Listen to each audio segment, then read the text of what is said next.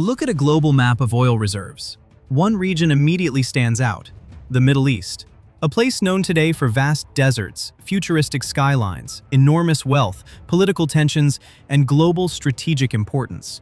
Countries like Saudi Arabia, Iran, Iraq, Kuwait, and the United Arab Emirates together control nearly half of the world's conventional oil reserves. But here's the mystery. Why here? Why is so much of Earth's oil buried beneath this region? Why not Europe? Why not Africa? Why not South Asia?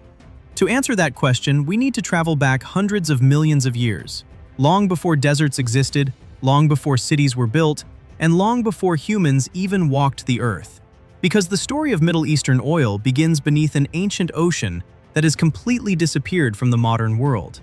And that's exactly what we explore here on Ordinary Things: Deep History.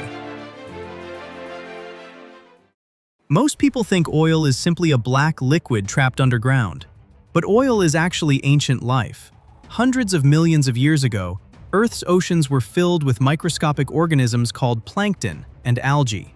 These tiny life forms floated near the ocean surface and captured energy from sunlight through photosynthesis. They multiplied in enormous numbers across warm, tropical seas.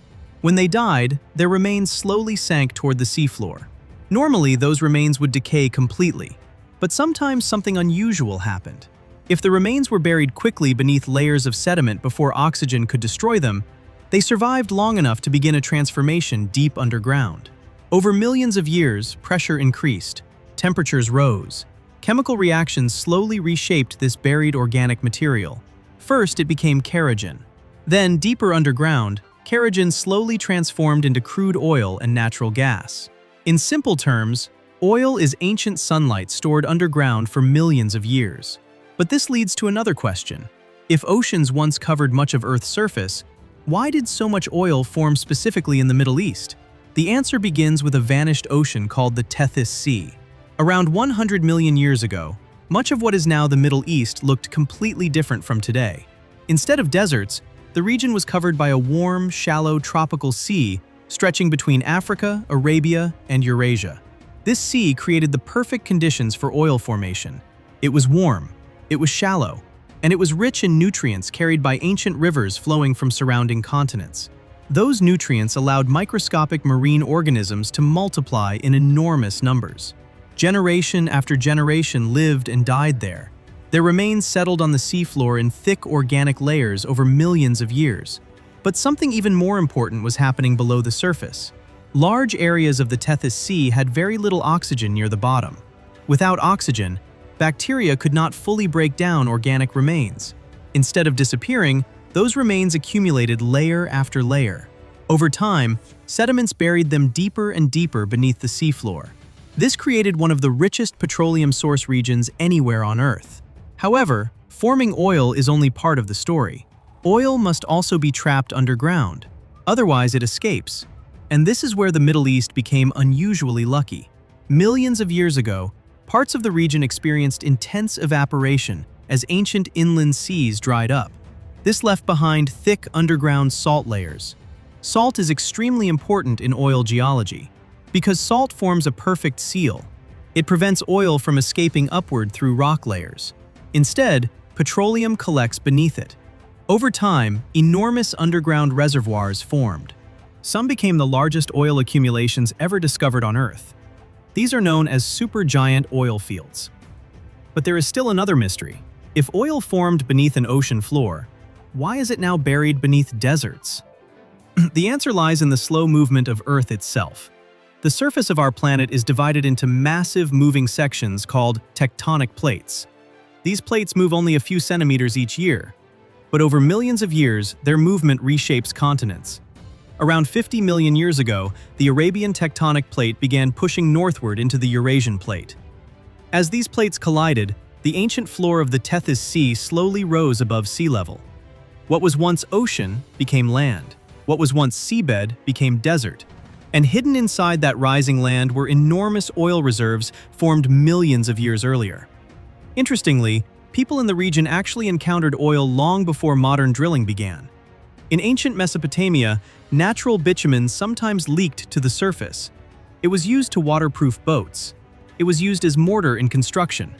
and it was even used in early roads. Ancient people knew something unusual existed beneath their feet. They just didn't know how important it would become. Everything changed in the early 20th century. As cars replaced horses, as airplanes connected continents, and as factories powered industrial economies, oil became the most important energy source on Earth. Suddenly, the Middle East became strategically important to global powers. British companies began exploring Persian oil fields. American companies soon followed across the Arabian Peninsula. Pipelines crossed deserts, ports expanded, and the region slowly transformed into the center of global petroleum production. Another reason Middle Eastern oil became so influential is something surprisingly simple. It is easier to extract. In many parts of the world, oil lies extremely deep underground or trapped inside difficult rock formations. But across much of the Middle East, petroleum reservoirs are relatively shallow. The surrounding rocks are highly porous, and underground pressure often helps push oil upward naturally. This made production faster and cheaper than in most other regions, which helped turn Middle Eastern oil into the backbone of 20th century global energy supply.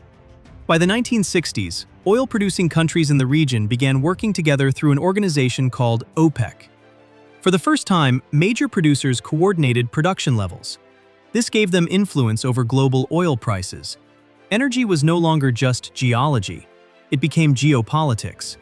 Oil shaped alliances, oil shaped economies, and sometimes oil shaped conflicts, which is why it earned the nickname Black Gold. But there is one important reality we cannot ignore.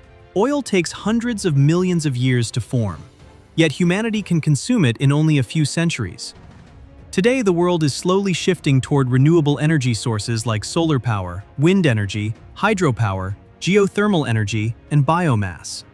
Interestingly, many Middle Eastern countries are now investing heavily in solar power, using the same sunlight that once powered ancient oceans millions of years ago. So the next time you see images of endless desert landscapes in the Middle East, remember what lies beneath them. An ancient ocean, billions of microscopic organisms, millions of years of pressure and heat, moving continents, ancient salt seas, rising mountains, and one of the most valuable natural resources in human history. Stories like this remind us how the deep past continues shaping the modern world. And that's exactly what we uncover here on Ordinary Things, Deep History.